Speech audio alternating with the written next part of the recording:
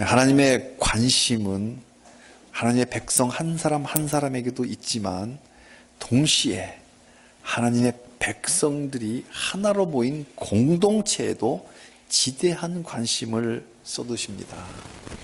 하나님은 우리를 각 개인으로 부르셨지만 또 동시에 교회라는 공동체로도 부르셨습니다.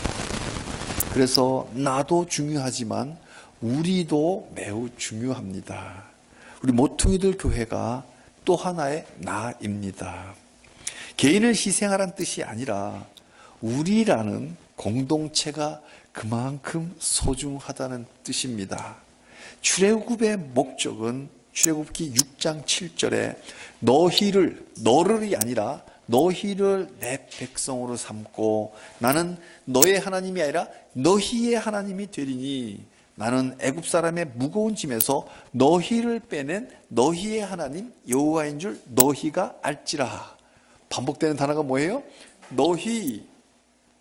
우리 한국말은 이 수성 이게 좀 약한데 너희들인 거죠. 너희들.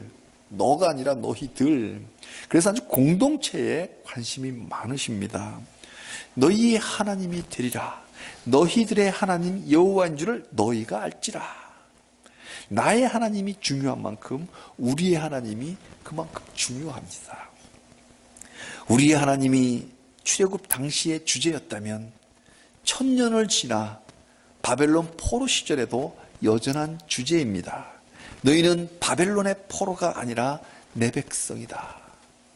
에스겔서 11장 19절의 말씀, 내가 그들의 몸에서 돌 같은 마음을 제거하고 살처럼 부드러운 마음을 주어 내 율례를 따르며 내 규례를 지켜 행하게 하리니. 이 유명한 말씀하신 이유가 뭘까요? 그 다음 절에 그들은 내 백성이 되고 나는 그들의 하나님이 되리라. 그들의 하나님, 너희들의 하나님, 우리의 하나님. 하나님의 교회 사랑은 끝이 없습니다. 내 백성을 눈동자같이 보살피십니다. 그래서 신명기 후반부는 하나님의 백성들이 공동체를 이루어 서로 사랑하며 살아가는 실제, 그 실제에 대해서 모세의 고별 설교를 통해서 마구 폭포수같이 쏟아주십니다. 그러니까 신명기 5장이 뭐야? 10계명. 그래서 6, 7, 8, 9, 10장에 계속 하나님을 사랑하라. 후반부에는 이웃사랑에 대해서 쫙 이야기를 하는 거예요. 그래서 어떻게 보면 20장 후반부에 보면 계속 다이제스트 같은 느낌이 들지만 사실은 이웃사랑하는 것에 대한 실제를 계속해서 사례를 통해서 가르쳐 주는 거예요. 그래서 신명기 전체가 10계명 해설서입니다. 하나님의 백성들이라고 이슬만 먹고 살지는 않습니다. 하나님의 백성들도 죄 많은 세상 속에서 살아가야 돼요. 그러니 하나님의 백성도 말할 수 없는 슬픔을 당하기도 합니다. 개인이 슬프면 가정이 슬프고요. 그잖아요. 가정이 슬프면 교회가 슬픕니다. 왜? 교회는 하나의 공동체잖아요. 또 하나의 가족입니다. 어떻게 보면 영원한 가족, 하나님의 가족이에요. 그래서 한 몸이기 때문에 슬퍼요. 그래서 기가 막히는 말이 안 나올 정도로 슬픈 일을 당할 수가 있습니다. 그때 하나님의 백성들은 어떻게 할지를 오늘 본문이 말씀해 줍니다. 그래서 오늘 본문을 말할 수 없이 슬픈 가정에게라는 제목으로 말씀 증거할 때에 은혜 시간이 되시기를 바랍니다. 기가 막혀 말도 안 나오는 비극으로 뭐가 있을까요? 오늘 본문은 몇 가지의 크나큰 그 슬픔을 당한 이웃에 대해서 말씀합니다. 제일 먼저 살인사건입니다. 우리는 흔히들 살인사건 나하고 관계없어 하지만 뉴스만 틀면 늘 나오는 게 살인사건입니다. 사람이 사람을 죽이다니요. 이 비극 중에 비극이 아닐 수 없습니다. 앞서 19장에서도 한번 언급한 죄악입니다. 도끼자루에서 도끼가 빠져나와서 애꿎은 이웃을 죽였다면, 고의가 아닌 과실치사라면 그 살인자를 죽이기까지는 하지 말라. 도피성에 무기한 연금이라는 벌 정도로 긍휼을 베풀게 하셨습니다. 물론 계획적인 고의적인 살인은 극형으로 다스리게 하셨습니다. 그런데요, 오늘 본문은 조금 다른 살인사건입니다. 1절에 보니까 들판에서 비살된 시체가 엎어진 걸 발견하거든. 근데 누가 죽였는지를 알 수가 없어요. 살인범을 알아야 수사를 해서 극형을 처할지 아니면 무기징역을 처할지를 가려낼 건데 범인이 누군 줄 알 수 없으니 그럴 땐 어떻게 해야 할까요? 누군가로부터 피살을 당한 유족들은 말할 수 없는 고통과 슬픔에 잠깁니다. 죽음당한 이유도 모르니 얼마나 그 고통이 심할까요? 갑자기 아버지를 잃었고, 갑자기 남편을 잃었고, 갑자기 아들을 빼앗긴 거예요. 이보다 억울하고 슬픈 일이 또 있을까요? 그런데요, 그 슬픔은 유족들뿐만이 아닙니다. 왜요? 공동체.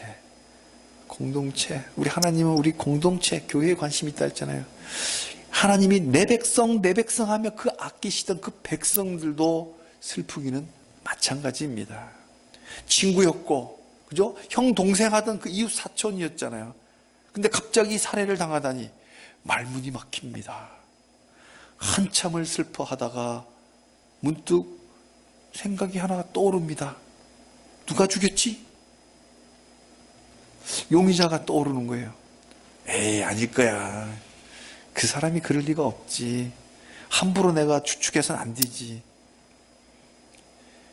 그렇지만 우리 중에 누군가가 죽였으니 죽은 거잖아요. 우리 중에 범인이 있을 가능성이 매우 큽니다. 이렇게 되면요, 공동체 구성원 모두가 용의자 선상에 다 오를 수 있습니다. 작은 공동체일수록 500명 사는 동네일수록 전부 다 용의자 선 다 올라가요. 그래서 이 살인사건의 핵심은 공동체의 죄책감입니다. 누군가가 잘못하면 돌을 던지기 전에 웅크립니다. 드러난 죄, 드러나지 않은 죄. 죄인은 따로 있는데 그 죄에 대한 책임은 마을 사람들이 고스란히 지게 되는 거예요. 이게 더 큰 비극입니다. 그 공동체가 하나님의 백성이라면 이런 비극을 어떻게 이겨내야 할까요? 먼저 시체를 발견한 곳에서 자로 재갖고 가장 가까운 도시가 진범을 대신해서 책임을 졌습니다. 죄는 범인이 지었지만 그 죄의 책임, 죄책감은 그 동네 사람들의 마음에 남아있기 때문에 그 동네 장로들이 나서서 해결해야 했습니다. 왜 공동체가 살인의 책임을 져야 할까요? 만일 그 살인범이 가정에서 사랑을 제대로 받았다면 누군가를 미워하다 못해 살인까지 저지르지는 않았을 거잖아요. 어릴 때 자라면서 친구들로부터 또는 동네 사람들로부터 너는 소중한 사람이야 그렇게 인정받고 자랐다면 그 끔찍한 살인을 저지르지는 않았을 겁니다. 어려서부터 어른들이 자기 눈에 비친 어른들이 그 조그만 거 하나에 목숨 걸고 싸우는 걸 보며 자랐으면 자기도 커서 조그만 거 하나 양보할 줄 모르고 조금 더 손해볼 줄 모르고 피해를 봤다면 그저 어떻게든 간에 따따블로 받아내려고 그러고 그래서 막 분노를 자가 발전시키면서 분노 조절 장애를 일으켜 결국 살인까지 저질렀 거 아니냐는 말이죠. 하나를 보면 열을 난다고요. 경제학에 그런 게 나옵니다. 하나가 나타나면 그 안에 100이 숨어 있다. 대표해서 하나가 나타난 거다. 그러니까 한 사람, 살인자가 한 명이 나온다면은 실은 그 속에 아직도 살인을 저지르지 않았지만 미움으로 부글부글 끓는 100사람이 있다고 하는 하나의 시그널이다. 그러니까 살인은 어떤 누군가가 저질렀지만 실은 그 사회 전체에 책임이 있습니다. 그래서 장로들이 희생제사를 드렸습니다. 제물은 아직 한 번도 멍에를 메고 부려본 적이 없는 암송아지입니다.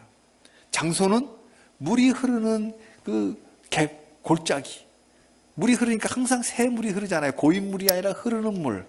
그리고 씨를 뿌려본 적이 없고 갈아보지도 않은 곳입니다. 무슨 뜻일까요? 새로움을 상징합니다. 새 송아지, 새 땅, 새로운 물로 항상 흐르는 곳에서 죄를 씻고 다시 새로워지는 리뉴, 살인의 도시라는 오명을 싣고 사랑의 공동체를 다시 시작하게 했습니다. 그래서 눈에 보이는 외적인 행사만에 그치는 것이 아니라 눈에 보이지 않는 마음으로부터 내적인 고백이 있어야 합니다. confession. 6절에 보니까 장로들이 목을 꺾은 암송아지 위에서 손을 씻었습니다. 손을 씻는 것은 내 손이 더럽다고 하는 고백이죠. 더러우니까 씻죠. 손을 씻는 것은 내 손이 더럽혀졌다는 인정입니다. 그리고는 그게 고백이에요. 고백. 그리고는 8절에 여호와여 기도하는 거예요.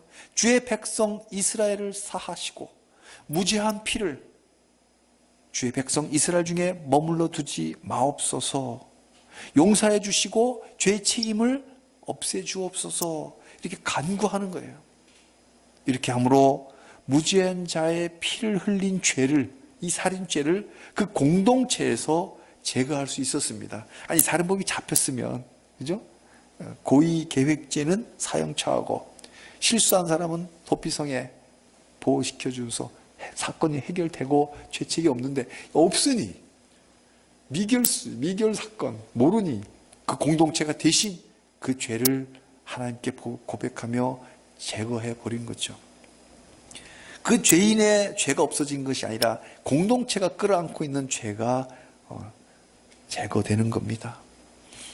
그래서 공동체가 제사 지냈다는 것은 함께 예배드리며 그 예배 가운데 죄를 고백하며 용서를 구함으로써 공동체에서 죄가 제거되고 죄책까지, 죄만이 아니라 죄가 없어졌는데 죄책감은 그게 남아있을 수도 있어요. 죄는 벌써 없어졌는데 그 죄책감, 죄책까지 제거할 수 있었습니다. 사랑하는 성도님들, 우리 안에도 살인이라고 할 만큼 그렇게 무서운 미움, 그 미움이 무섭게 파고들 수 있습니다. 우리 몇 명 안 되는 이 작은 공동체 안에도 살인만큼이나 무서운 미움이 파고들 수 있다니까요. 그렇게 되면 어떻게 돼요? 미움받는 사람은 희생자잖아요. 아니 강아지도 자기를 이뻐하는지 별로 안 귀찮아하는지를 다 눈치채고 알아차리는데 사람이 왜 모르겠어요.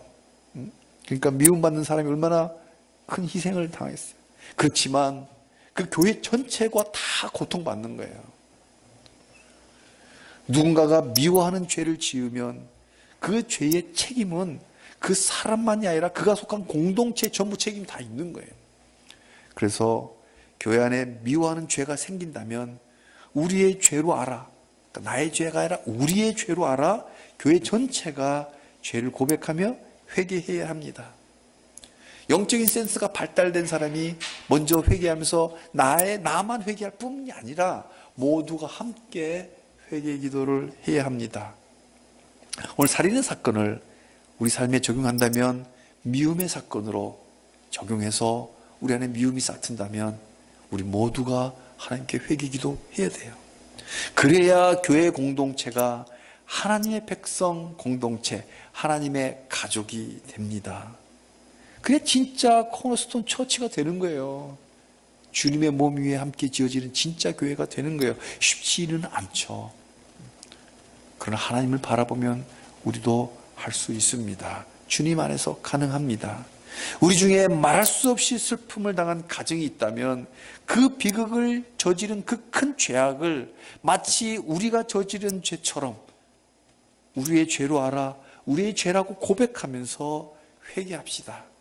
요한일서 1장 9절 만일 우리가 우리의 죄를 자백하면 그는 미쁘시고 믿을만 하신 분이다. 의로우사 우리 죄를 사하시며 우리 모든 불의에서 깨끗하게 하실 것이요. 죄책이 사라지지 않고 마음 한구석에 계속 남아있는 것은 아직 그 죄를 고백하지 않았기 때문에 죄책감이 있는 건 사단이 주는 마음이에요. 그 마음에 계속 붙잡혀 있는 건 아직 죄를 고백하지 않았으니까. 고백하면 하나님이 깨끗하게 용서해 주는데 죄책까지 같이 없어지는 거예요. 미쁘신 하나님은 우리가 자백하면 그 죄에서 깨끗하게 씻겨 주십니다. 살인은, 미움은 유족을 슬프게 하고 이웃을 슬프게 할 뿐만 아니라 하나님마저 슬프게 합니다. 치유책은 죄인을 대신해서 죄를 고백하고 용서를 구하는 기도입니다. 그러면 공동체에서 죄책을 제거해 주십니다. 유족에게도 위로와 평강을 내려주십니다.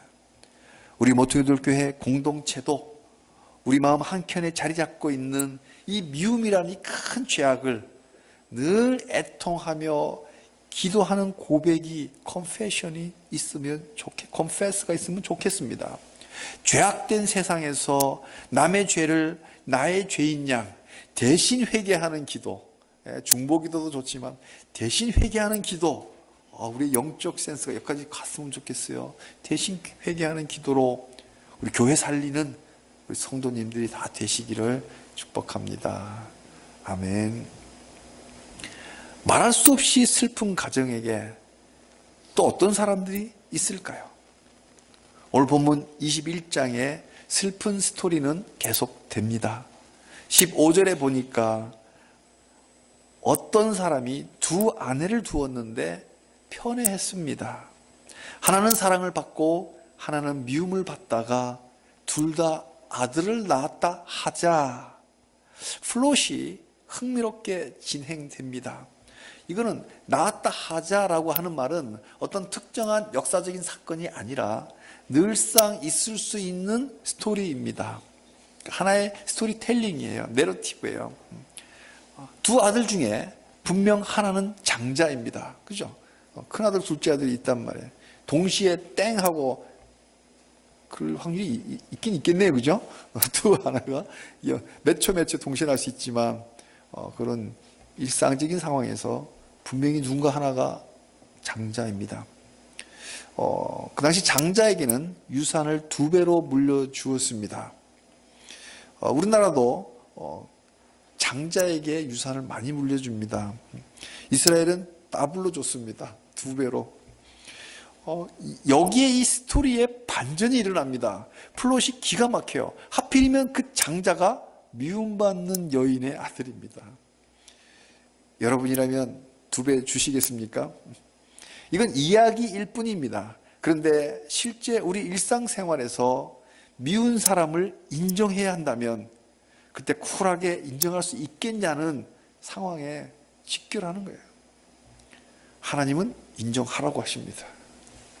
아니, 남편에게 사랑받지 못하고 미움까지 받는 게 여인으로서는 이 보통 슬픈 일이 아닙니다.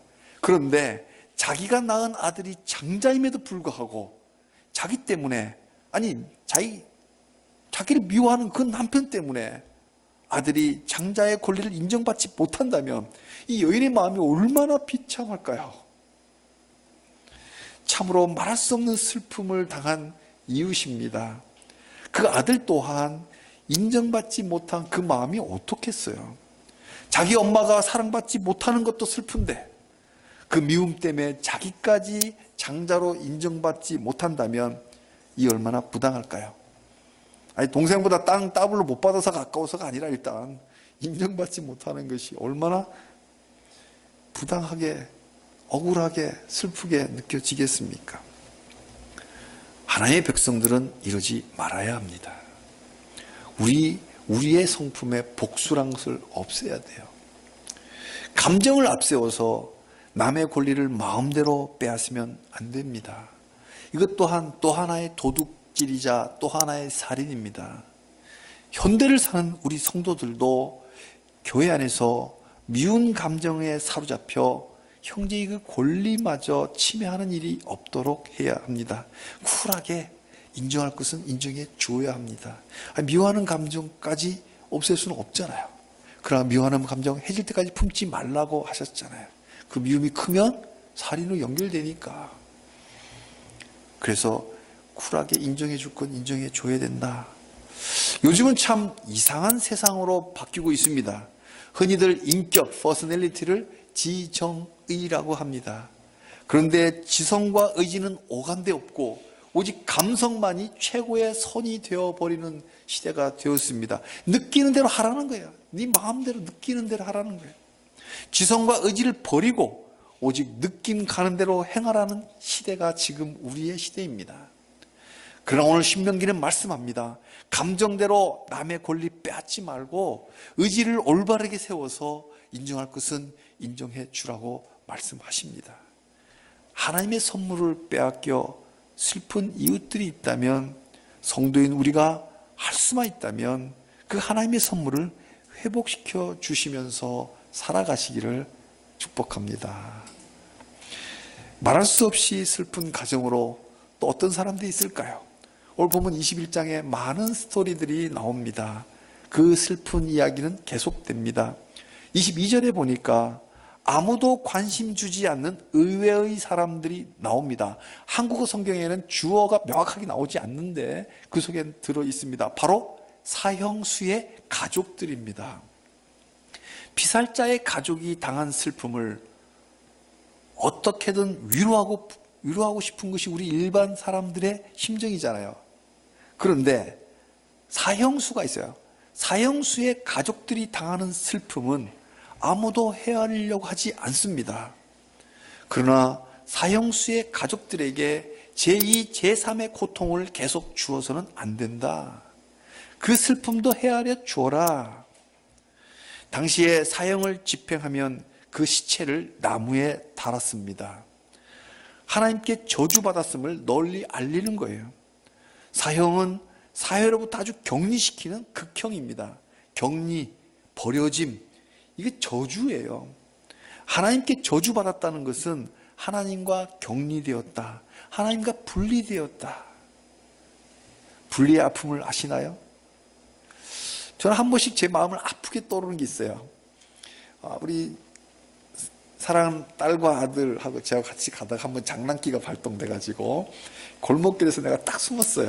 그래서 아이들이 어떻게 하는가 보려고 딱 숨어서 이렇게 보니까 우리 딸이 그냥 안절부절하는 거예요. 갑자기 아빠가 없어졌으니까 아빠를 찾으면서 우는데 마음이 너무 아파하고 짠 나타났어요. 제가 여기 있지. 이 분리의 아픔, 그 상처를 준 게 내가 지금도 항상 떠올라요. 그 순간에 그 어린 마음이 얼마나 놀랬겠어요. 근데 이게 분리되는 게 그렇게 아픈 거예요. 하나님으로부터 분리되는 그 아픔 정말 무섭습니다. 그것이 바로 지옥으로 가는 거예요. 그래서 저주인 거예요. 저주. 하나님의 저주는 하나님으로부터 분리되는 거. 그리고 하나님의 공동체로부터 격리되는 벌. 이게 사형이죠. 사형. 이 사형을 당한 가족은 얼마나 슬플까요? 그런데요, 그 시체를 해가 져서 밤새도록 방치하면 어떻게 되겠습니까? 까마귀가 날아들고 부엉이가 날아들어서 그 날짐승들이 눈을 파먹고 막 쫓아댑니다. 그리고 들짐승들 어떻게 해요? 나무를 타고 올라옵니다. 그 시체를 뜯어 먹을 거예요. 이 얼마나 큰 비극일까요? 사형으로도 충분히 슬픈 사형수의 유족들인데 그것을 밤새도록 매달아 놓으니 오만 들짐승과 날짐승들이 뜯어 먹을 걸 생각하면 그 가족들이 얼마나 가슴이 찢어지겠어요. 우리 하나님은 거기까지 긍휼을 베푸십니다. 이 잔인한 인간들에게 그러지 마라. 우리나라에도요, 부관참시라는 형벌이 있습니다. 한번 들어보셨죠? 죽은 사람이 생전에 죄가 드러나면, 이미 죽었는데 무덤에 매장을 했는데 나중에 그 죄가 드러나면 그 무덤을 파헤칩니다. 얼마나 잔인합니까? 무덤을 파헤쳐서 얼마 안 됐으면 그 관을 다 쪼개버리고, 그래서 시신을 다시 끌어내갖고 시신을 다 토막을 냅니다. 그리고 그 모가지를 달아냅니다. 우리나라의 이야기예요. 연산군 때 한명회가 부관 참시를 당했습니다. 한번 무덤에 들어간 시신이 훼손되고 그 목을 한양 내거리에 걸었던 끔찍한 사건이 있었습니다. 한양 내거리 어디예요? 남대문, 동대문 그 안쪽에 광화문 그 내거리에 걸었던 사건이 있었어요. 성경은 이러지 말라 말씀하십니다. 슬픔에 잠긴 그 사형수의 가족들에게 더 이상 고통을 가하지 말라고 하십니다. 장사 지내게 해줘라. 공의는 사랑과 균형을 이루어야 합니다. 사형수의 가족들에게도 위로받을 권리는 있습니다. 가족들에게까지 돌을 던져서는 안 됩니다. 우리의 관심은 아무도 돌보지 않는 곳까지 내려가야 합니다. 거기는 나무에 달리기까지 하나님의 저주를 다 받아내신 우리 주 예수님이 계십니다. 나무에 달린 자가 저주받은 데다 십자가 나무예요. 십자가 나무. 우리 대신에 그 저주를 다 받아내신 거예요. 그래서 우리가 하나님이 그 분리된 저주를 받지 않는 거예요. 예수님이 대신 받았기 때문에 우리 하나님과 분리되지 않습니다. 하나님 항상 함께 하십니다. 지금도 함께 하십니다. 우리 주 예수님이 하나님의 저주라는 나무에 달리셨기 때문인 거예요. 왜 하나님이 우리와 항상 함께 하실까? 우리 예수 믿기 때문에. 예수 믿는 자는 하나님이 함께 하시는 거예요. 왜? 우리 예수님이 받을 저주 나무에서 다 받으셨으니까. 십자가 나무에서. 그래서요, 이 놀라운 신명기 21장이 나무에 달린 자가 하나님 저주받았다는 말씀이 복음서에 계속 나옵니다. 신약 성경에. 갈라디아서 3장 13절입니다. 그리스도께서 우리를 위하여 저주를 받은 바 되사 율법의 저주에서 우리를 속량하셨으니 기록된 바 나무에 달린 자마다 저주 아래 있는 자라 하였습니다. 이 기록된 바가 바로 오늘 신명기 21장의 말씀이에요. 저주의 반대말은 복입니다. 복. 함께 하는 거예요. 그러니까 복이란 뜻은 같이 있는 게 복이에요. 하나님과 함께함이 가장 큰 복입니다. 먼 길을 떠나는 가족들에게 우리가 축복할 때 복을 기원하는 축복이잖아요. 하나님 너와 함께 할 거야. 하나님 너와 함께 하길 바란다. 이게 축복하는 거예요. 예수님이 십자가 나무에 달려 저주받으신 그 기막힌 이유가 14절에 이어집니다. 이는 그리스도 예수 안에서 아브라함의 복이 이방인에게 미치게 하고 또 우리로 하여금 믿음으로 말미암아 성령의 약속을 받게 하려 함이라. 갈라디아서 3장 13절에 예수님이 나무에 달려 저주를 받았는데 그 이유가 14절에 아브라함의 복이 너희에게 있기를 원한다. 그러니까 저주는 하나님부터 분리되는 거, 복은 하나님과 함께하는 거. 아브라함의 복이잖아요. 아브라함의 창세기 12장 1, 2, 3절에 주었던 그 너는 복 자체가 되어라. 너를 통하여 열방이 복받게 하라. 하나님과 함께하는 하나님 나라를 회복하는 거예요. 우리에게 복 주시려고 하나님이 우리와 함께하게 하시려고 예수님이 우리 대신 십자가 나무에 달려 저주를 받았습니다. 우리 주 예수님은 한국인인 우리들에게까지 아브라함의 복을 주시려고 스스로 십자가라는 그 나무에 달려 저주 받았습니다.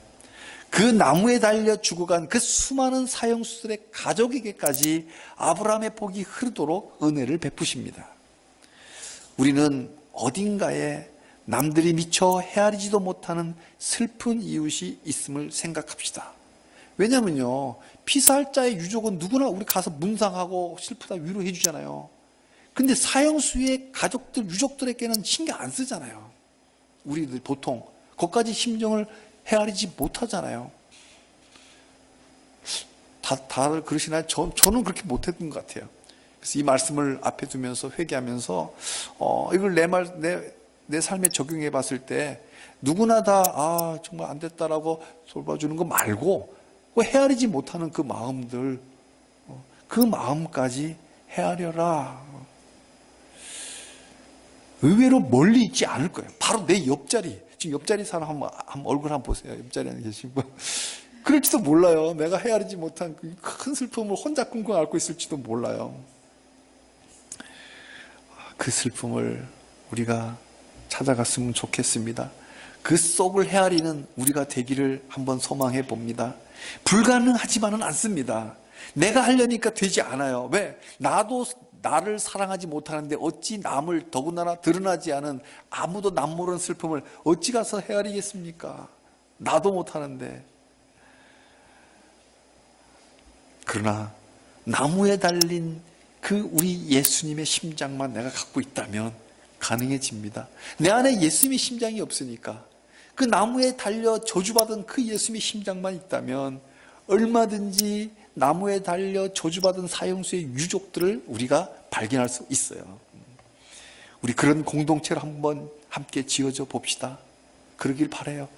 남은 모르겠지만 남 이야기할 게 없어. 적어도 우리 모퉁이돌교회 공동체, 비록 작은 숫자지만 우리 공동체만큼은 그리스도의 심장을 가지고 이 사형수의 유족들까지 헤아릴 줄 아는 이런 긍휼을 품는 공동체, 그렇게 한번 지어져 갔으면 좋겠습니다.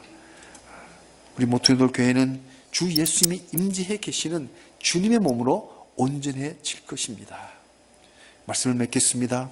사랑하는 성도님들, 우리는 오늘 3000년 전에 이스라엘 공동체 안에서 말할 수 없이 슬픈 가정에게 주시는 하나님의 말씀을 들었습니다. 피살당한 유족의 슬픔이 공동체 전체에 죄책감으로 퍼져갈 때, 아내가 남편으로부터 사랑받지 못하고 자식마저 장자의 권리를 빼앗기려고 할 때, 또 사형수의 시체가 나무에 달린 채 밤새 방치되어 야수들의 먹이가 되려고 할 때, 그 사형수의 유족들의 그 슬픔, 이 말할 수 없는 슬픔들을 우리로 함께 부름받은 이 하나님의 공동체가 책임지고 나서서 긍휼함으로 헤아리라고 하나님은 말씀하십니다. 현대를 사는 우리들에게도 동일하게 말씀하십니다. 여전히 우리 안에 미움이 있습니다. 드러난 미움을 본다면 먼저 드러나지 않은 나의 미움부터 고백하며 회개합시다. 고백하면 미쁘신 하나님이 내 마음속에 있는 미움을 제거해 주십니다. 또 형제의 권리를 인정합시다. 사사로운 감정에 휘둘리지 말고 미운 그 사람에게도 하나님께서 주신 선물이야, 그 선물을 인정해 주고 가로막지 맙시다. 또 아무도 관심 두지 않는 그늘진 마음을 한번 헤아려 봅시다. 그곳에 우리 주 예수님이 계십니다. 모두들 손가락질하는 그곳에도 최소한의 배려가 주어지도록 우리 하나님의 백성들은 늘 긍휼한 사람들이 되라고 하십니다. 비밀은 그리스도의 심장만 가지면 그런 눈이 생기고 보입니다. 사랑하는 성도님들, 우리 한번 이렇게 지어져 봅시다. 긍휼 공동체, 배려 공동체가 우리가 꿈꾸는 주님의 몸입니다. 주님의 심장을 품어야만 가능한 하나님의 나라, 하나님의 패밀리입니다. 우리 모두 이 긍휼함으로 이 땅을 천국의 기쁨으로 살아가다가 지구를 후회 없이 떠나 주님 품에 안기기를 주님의 이름으로 축복합니다. 아멘.